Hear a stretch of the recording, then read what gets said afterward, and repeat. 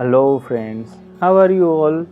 Hope you are doing great at various aspects of your lives. In most of the online directories, books fall in entertainment category. However, if used properly, a book or for that matter any media can prove to be an effective medium of spreading awareness, knowledge or a genuine message. Parenting is a complicated topic. There can be some general rules, but beyond that, every individual is unique in terms of his or her personality. Of course, each family has different social and financial status. They live in different circumstances, and their way of living is also different. So, their parenting options are also limited.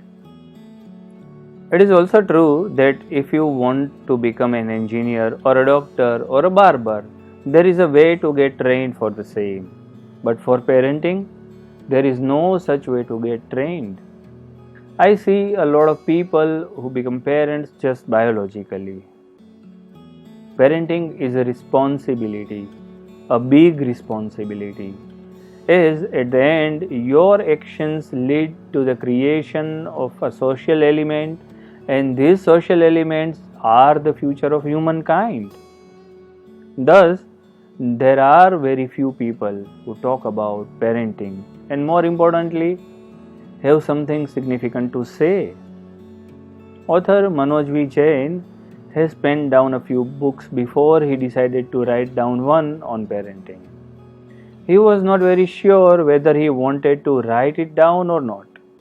Even after started writing, there came times when he decided to put it aside, but eventually he completed it. The book is provided to us long ago, but due to the huge set of books in the queue, it had to wait. We are glad that we read the book and we can recommend it to any serious reader. The book is Dystopia. The cover page of a book is the element that creates the first impression of the same.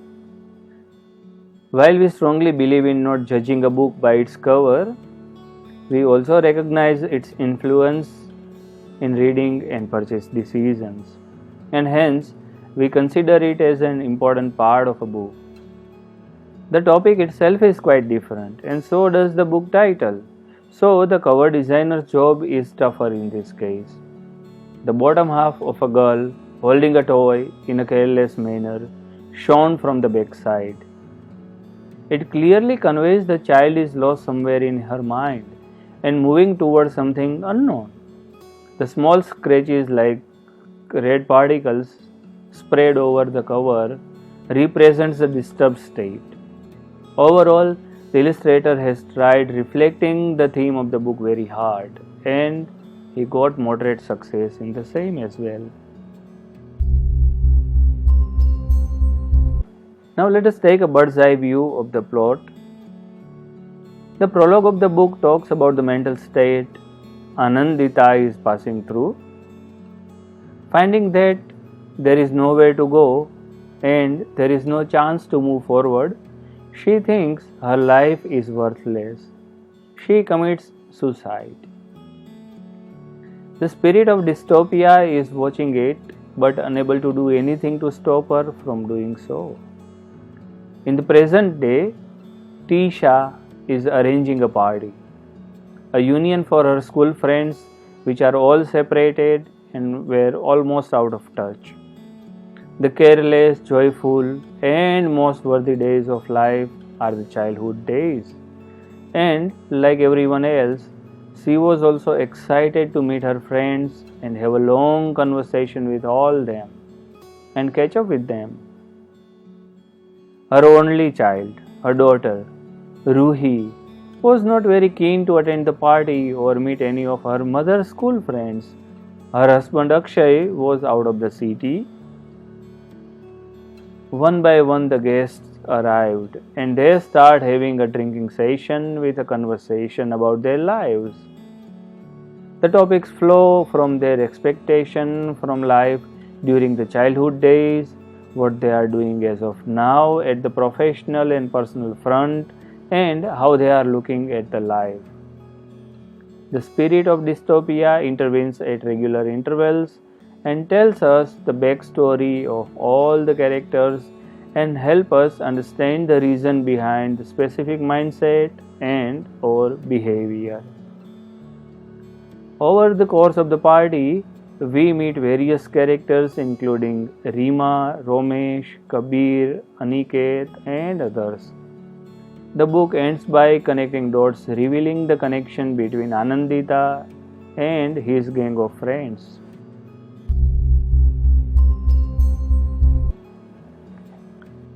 Published by The Right Place in 2018, this book by Manoj Jain is about parenting, as said earlier. I, however, like it to be considered as a self-discovery book. And if you look closely, the involved parents are actually growing up with their children. So yes, we can say that genuine parenting involves self-discovery. The book has distributed the story into two canvases. One is the real world, referred as Shambhala, and other is the world of spirit, known as Dystopia. The analogy works perfectly, and as a reader, I have enjoyed it. The book is comparatively small, and other good thing about it is the size of the fonts. We see that in order to keep the book size smaller, a large number of books are published with comparatively smaller fonts. That doesn't go fine with the readers of all age groups. The fonts of the main story are little bigger and thus are easy on the eyes. The dystopia world, or the narration by the spirit of dystopia, is in italics. And you can find these fonts are less readable in comparison to that of the Shambhala world. The book touches many aspects of growing up and parenting. However, the thing I like the most in the book is it tries to represent the incidents as a third person. Rather than preaching about right and wrong, it represents things and let the reader to do the rest. The realistic representation of people, family, situation, social enigma, professional hazards, suppressed emotions, and attributes make the book even more worthy. It is not easy to delve into the mindset of people from various segments of the society. That the author does very effectively. The book is good in terms of literary aspects. For example, a rich wife who feels lonely at times from within tries to represent that she is accommodated to a wealthy life and enjoying it to the full potential. It is represented via these lines. She had set the table meticulously with a measured precision that was intended to impress. Tisha was meeting her friends after many years. It was important they should know that she had arrived, that she was prosperous, culturally rich, and had reached where she wanted to. She realized that she needed to place Anandita's photograph to complete her dining table setting. Majority of us, especially from the middle class, are living life in a way that our efforts get recognized and praised by others.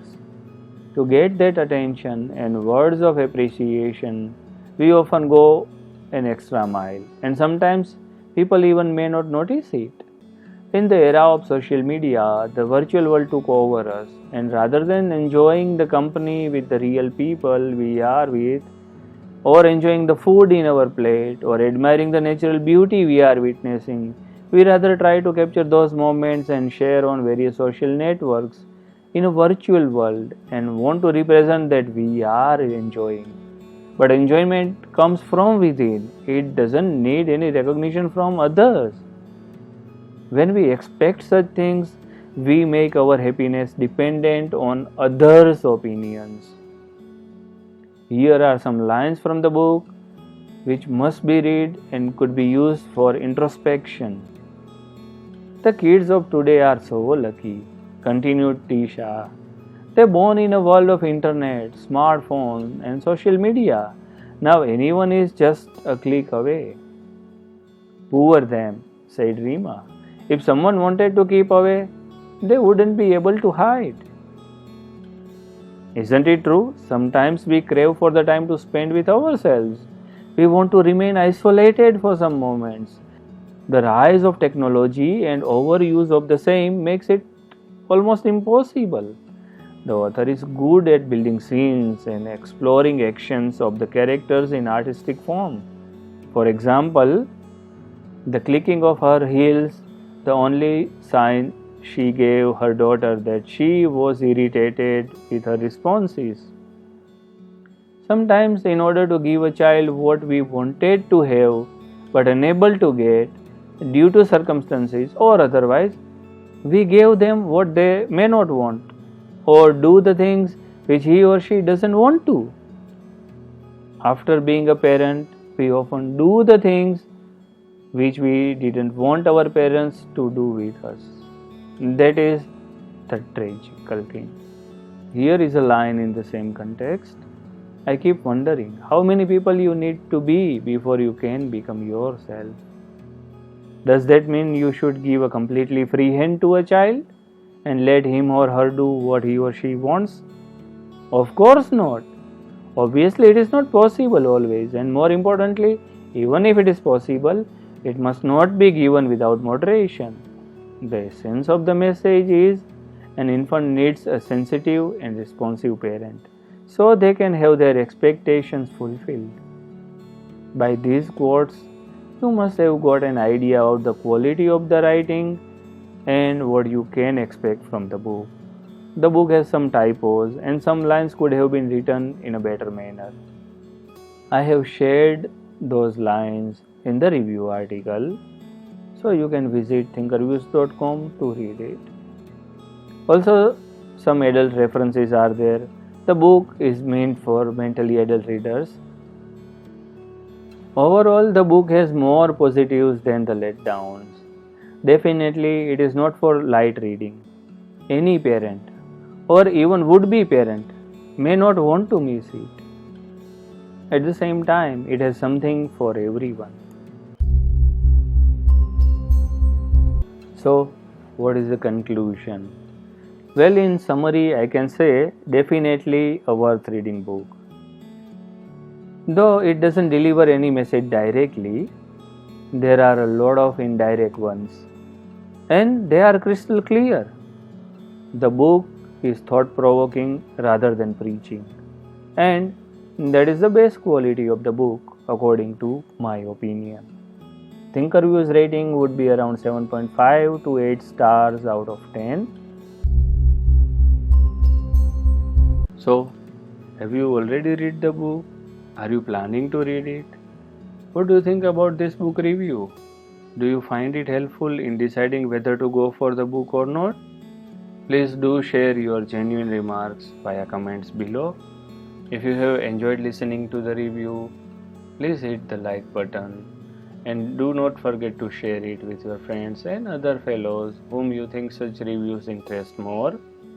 Till we meet with our next podcast, bye bye, take care, namaskar.